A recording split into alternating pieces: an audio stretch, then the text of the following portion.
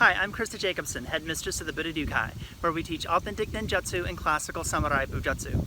And for those of you who don't know what that is, it's the ancient martial arts of the ninja and samurai.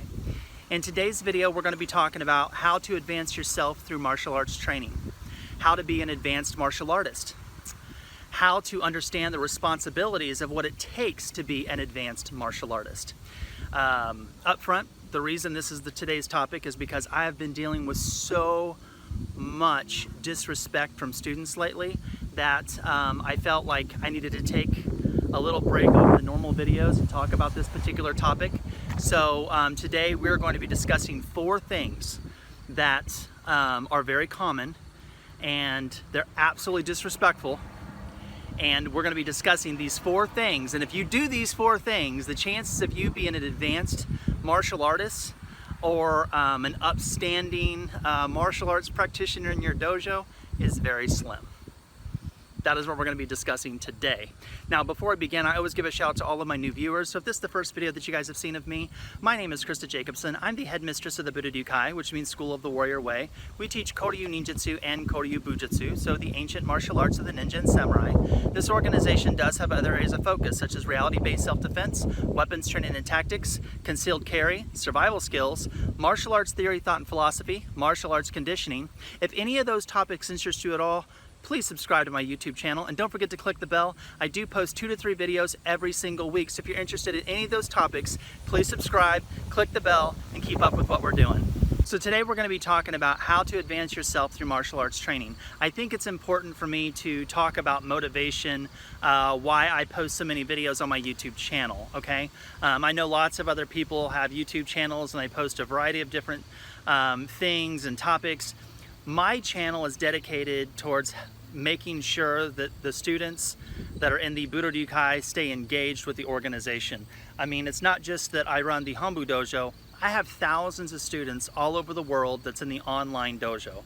And when you have thousands of students that you're dealing with every single week, there are many times there are students all over the world that they don't get the opportunity to go to the dojo, and all they're working on is the curriculum. Like, Level 1, this is what you got to know. Level 2, this is what you know. And that's it, right? So I post so many videos on YouTube because I want to engage with all of the students of the Budo Ryu Kai all over the world, and the supporters of the Budo Ryu Kai.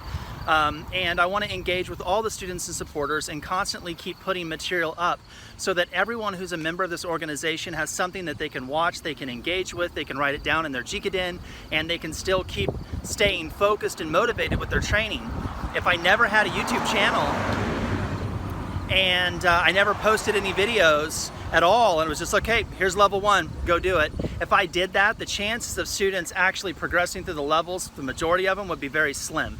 And that's because people tend to be more motivated when they're engaged. So one reason I post so many videos is to engage with my students and supporters. I wanted to start with that because that is one of the reasons why we're talking about this particular subject today. You know, how to advance yourself as a person, how to better yourself as a person through martial arts training. Now, we are going to be talking about 4 subjects today, and these 4 subjects are very common. They're absolutely disrespectful as hell. Now, I will say, if you guys are studying martial arts in a different organization and you find yourself guilty of some of these things I'm going to talk about, you might want to change your position on things, because I can tell you, I'm more than positive that the instructor is probably just not saying anything and waiting for you to grow up. Now, before we get going, I just want to say this. All students have to abide by the rules and guidelines of the organization. It doesn't matter whether you're in one of the dojos, whether you're in the online dojo, you still have to abide by the rules and guidelines. If you don't know what they are, please go to our website at www.budoryuninjutsu.com, click where it says training information, and from there you'll see dojo rules and guidelines, online dojo rules and guidelines, instructors rules and guidelines. They have always been there, and that's where they're at, and that's what you're going to have to stick to. You have to follow the rules and guidelines if you're just going to be a respectful, good student. I do want to say this though, yes, every student has to follow the rules and guidelines. We have that. That way everyone gets treated fairly. Just because you're following the rules don't mean that you're not being disrespectful though. You know, it's kind of like if you're driving in your car and you're going down the highway, if you're, not speeding, if you're going 55 down the highway, you're following the rules. But while you're following the rules, you're cussing out the person in your car, you're being a disrespectful ass. So the behavior that you have inside the car, even though you're following the rules driving the car, it doesn't match. So here we're going to be talking about behavior, not rules and guidelines. But I definitely wanted to make sure that we talked about rules and guidelines because first and foremost, everyone has to abide by the rules and guidelines. I'm going to share with you guys 4 disrespectful actions that students commonly do. I'm going to explain why they are disrespectful, and if you guys are part of the Budo Ryu Kai, don't get wrapped up in constantly doing these 4 things, because if you do, you're probably not going to be an advanced practitioner in this organization. Okay, number 1, stick to your word. If you say you're going to do it, do it. Your word is your honor. If you were a student here at the Hanbu Dojo and you came in and took a trial class and I decided to take you as a student, the first thing that we would do is sit down and come up with a training schedule. Whatever that training schedule is, it's something that you agree to. So let's say that you are going to come in and train Monday, Wednesday, Friday. That means those are your days. Those are the days you're supposed to be training. If you don't make your days that you've committed to, that is you not sticking to your word. Your word is your honor. Now, your training schedule can change. Let's say that you get a different job or something happens at home and you need to change that schedule. That's fine, change the schedule. But don't tell me you're coming in every Monday, Wednesday, Friday, and then you always cancel Wednesday and Friday, or you don't even cancel at all and you just don't show up. So by canceling your classes and not showing, that is you not sticking to your word. Yes, canceling your classes are much better than a no-show. I will agree to that. But when you're constantly canceling classes every single week, you are clearly not dedicated to your training. Because if you're dedicated to your training, you would be coming to your training more than what you are missing. I understand that there are things that come up and situations happen and you got to go to work or whatever. I'm not talking about things that come up here and there. I'm not talking about, you know, something happens with your kids and you got to go to a school event or a family event, or, you know, you get called into work. I'm not talking about things like that. I'm talking about every single week you're canceling, you're not showing up, and you're not sticking to your word. That is bad. That is you not sticking to your word, and your word is your honor. If you say you're going to do it, do it. Number 2, taking care of your responsibilities. Here, I'm going to use the Hanbu Dojo as an example again. If you're a student at the Hanbu, you have to pay your training fees every single month, right? Training fees are due on the 1st. They're late on the 20th. All fees have to be paid by the 20th. All of my bills get pulled out of my account on the 20th. You have to pay your fees before the 20th. Everyone here knows that. Let's just say you have students that constantly do not pay on time. It's always after the 20th. Okay, that's bad. It's very arrogant and kind of an asshole to assume that you don't need to call and make arrangements if you can't pay on time. So someone who's an advanced practitioner has a lot of dedication and loyalty and discipline. The last thing I would assume that an advanced practitioner want to do is hang the dojo and sensei out to dry, you know what I mean? So if you can't pay your dues on time, you need to pick up the phone and say, "Sensei, I can't make my payment. I had an unexpected bill come up, but I can pay you on the 25th, something like that, right? I will always accept the answer, and the reason for that is I want my students to be good, respectful people, and that is the most responsible thing to do, is to say, hey, I'm not going to be able to take care of that before the 20th. I'm so sorry, but I can take care of it on the 25th. Is that okay? And that's perfectly well and good, because that is the responsible thing to do. What's the disrespectful thing to do is not pay by the 20th. Don't send a text, don't give a call, nothing. Just like, it doesn't matter. The dojo's finances doesn't matter. Sensei's financial stuff doesn't matter. Only thing that matters is me. That's a child would do shit like that. An adult would never do shit like that. Adults know that you got to take care of your responsibilities. So although number 1 was sticking to your word is your honor, number 2 is taking care of responsibilities. Number 3, show some respect. Here I'm going to be talking about the online dojo a little bit, because this happens a little bit more in the online dojo than it does inside the physical dojos. But here lately I've had this one student who's a little bit older than I am, who's been with the organization off and on for many years and has done other martial arts as well. And he constantly treats me like trash. He constantly treats me like a stray dog. You know how, like, when you're walking down the road and you see a dog and a stray dog, so you try to not look at the dog or try to push him away, go home, right? Well, the worst thing you could do is not respond to your instructor when they reach out to you. right? There are certain people that should be considered mentors, parents, martial art teachers. You know, if you're going to some sort of religion, you're going to have like a preacher or a priest or a rabbi or something like that. When the people you have that you look up to that are mentors, when they're reaching out to you and you ignore them and treat them like a stray dog, that is the most disrespectful thing you can do, is ignore somebody. Because when someone is taking their time, which is life, and they reach out to you to help you, and you won't even give them a response, that is absolutely disrespectful. I give people 30 days. If someone doesn't respond to me within 30 days, then that's it. Now, this individual that I'm talking to you about, he never responded to me multiple times over 30 days. In fact, he sent me this long message. Oh, I want to come back to the Budo Ryu Kai. It was like the 6th time. And I'm so dedicated to this and this and this and this, and I want to do this, right? So I give him a message, and I send him a message of about 10 minutes long, and I go through everything that he talked about, and I asked him some questions. I said, you know what? If you want to come back, the way that you treat me is bad. The way that you respond is bad. You don't ever do this, and this is bad. And these rules are here, and you're never doing this. And I give him a video, right?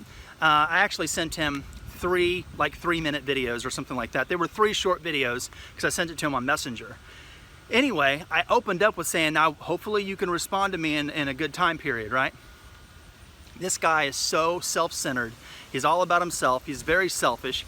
I don't think he gives a shit about anyone around him. I think he cares about the people that are around him when those people can help him in the now. He only thinks about the now. He doesn't think about anybody else. I am sold on he is a very selfish, internal person. He's only about himself. And I don't think he gives a shit about other people. So now I sent this video and I said, please respond in a certain amount of time, in a time period. And a month goes by. Hey, did you watch those videos? Oh, not yet. 2 months go by. Hey, have you seen those videos? It's been a couple months. And then like maybe a week or so goes by after that. And he's like, oh yeah, I saw the videos. Thank you. Thank you is an absolute, not a correct response to the videos that I sent with the questions that I asked. If I asked you, what's 2 plus 2? And you looked at me and said, oh, okay, yeah, thank you, and then walked away, you'd be like, dude, I asked you what 2 plus 2 was. Thank you is not a proper response to the question that was asked. That's what he did. He sent me just, okay, yeah, thank you. I'm like, okay, we are now done. That dude is never coming back to the organization. He has treated me like a stray dog and a piece of trash too many times. So for you guys who are in the online dojo or in a physical dojo or whatever, if you don't show proper respect to me or anybody that you look up to, it's wrong. You should show proper respect. If someone's taken their time to help you and help guide you or help you be a better person, you need to take your time to at least respond in an appropriate time frame. At least say, you know what, thank you very much for that message. I can't get to it right now, but I will get to it soon and I will get back to you. Even if it was something like that, that would be much different than nothing at all. And I want to add with this one person, he did this to me so many times. I've already brung it up a lot of times that you can't keep pushing me off like a piece of trash, and he still continued to do it. So this wasn't someone that, did it once and oh, he didn't know. No, this is someone that he did it many times. We had that conversation and he still continued to treat me like a stray dog and a piece of trash. So make sure that you always show respect to your teachers, because they're the ones that's taken their time to help you be an advanced martial artist and be a better person. Number 4, follow the rules. Now what I mean by this is not specifically the rules and guidelines that we talked about in the beginning. Here I'm basically saying you want to make sure that you follow the correct procedure and protocol that the organization goes through. Now what I mean by this is here we have certain things that you've got to do. Like an example, if you're studying the online dojo, you have 7 reviews that you have to pass before you can take the test.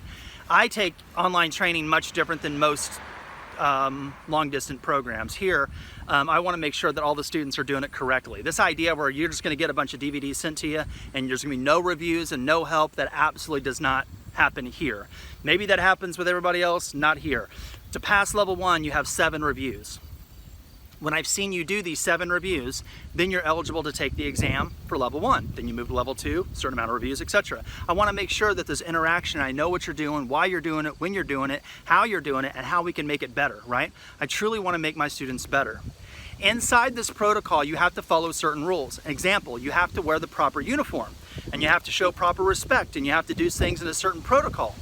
Here lately, I've had this one guy that just joined, and just like a month or so ago. And when he first joined, he was so excited and so engaged, right? I was sitting there like, this guy's gonna be really good. And he sent me emails, he responded, he sent in his introduction video, which is one of the requirements we have. And everything was going good. When it was time for him to shoot reviews, he was sending me messages. I wanna make sure I'm doing it right, wanna make sure I'm doing it right. And yeah, no problem, no problem. Then he shot his review. One of the rules that we have is you have to wear the proper uniform. You can't wear somebody else's uniform, right? Like if you're going to a Krav Maga school, you don't walk in wearing an Aikido hakama and a gi, right? If you're going to American Kempo Karate school, you don't walk in wearing a Taekwondo uniform with your Taekwondo black belt, right? If you're gonna take lessons over at, you know, the Budo Ryu Kai, you don't walk in wearing a Brazilian Jiu-Jitsu uniform supporting Brazilian Jiu-Jitsu, right? It's one of those things, like it's just, to me, it's like common sense. You just don't do that.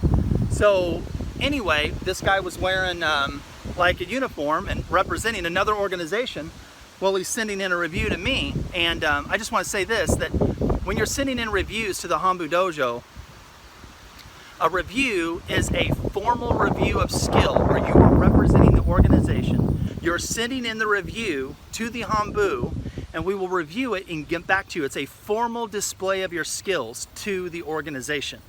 If you guys are sending in videos because you have help or you have questions or things like that, I don't really care whether you guys are wearing a uniform or not. It could be like this, like I'm just wearing a tank top for you guys, right? Not wearing a uniform walking around.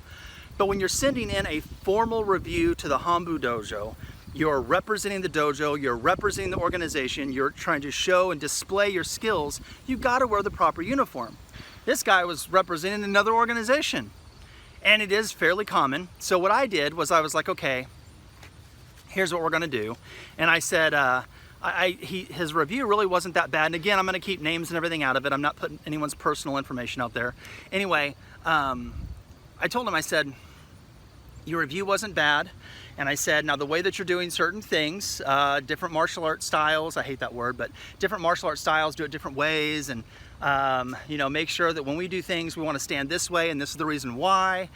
Sport martial arts tend to do it like this, which is a little bit different than the way that we do it. I was just trying to give him some more information so he can add to the knowledge of what it is that he's doing. And then I said, now when you send in your review, and I told him, I said, your review for your level is a pass. It's passable. I just want to make sure that you don't make these mistakes going forward. So I told him he passed his review. And then I said, but you can't be representing another organization. You can't sit there and send a review to the Hanbu Dojo and then be representing, like, you know, Gracie Jiu-Jitsu or Brazilian Jiu-Jitsu or Taekwondo or Krav Maga or whatever the hell uniform someone wants to wear, right? It's like, that is not, it's not respectful in any way at all. Even if someone doesn't think it's respectful, it's not respectful.